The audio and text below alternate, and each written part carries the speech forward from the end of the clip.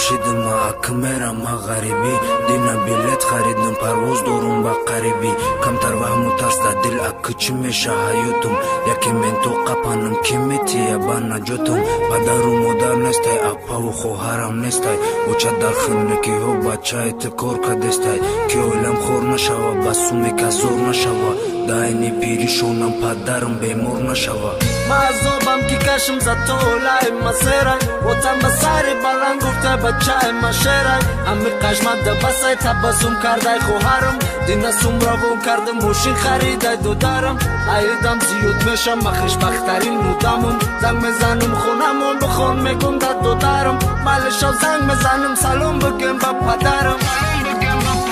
ای دنیا تو فقط ظلم و عذابم دادی غریبی تن و جسم و حیاتم را سوزاندی من تنها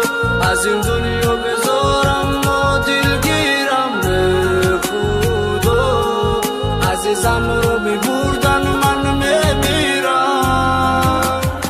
چند سال گشتم اومدم و غوش کردم و چجونا پدرم با خنده گفت شیر بچم شیدای بزنه شب کردم ای پدرم برومدم پیش رفیقو خندیده چخچخ کرده پرگولکه کردم تو بولو ده همو کوچای بولو ما دیدم اوی دروز شا شب کردای مو بجوش دیدم قومتی بنوز شا ای خود تیرم نمیره چی خیقتی شیدم شینوز گفتم بستی میگیرم تبسم میکردو بنوز نکی سومولوی نبود و تای ما بوی نبود مجبور بودم که برم ترکنم باروی توی ما اینک ده خبر میره انتظار خش روی ما عشقش قوتم میداد وقتی که ما یخ میکردم خود تیری عشقی پگنون مینه توی سخت میکردم تقدیری ما ظلمای وای باید مرا شکنه خبر اومد که شکر پوست ما نخون میکنه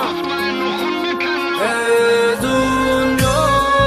تو فقط ظلم و عذابم دادی غریبی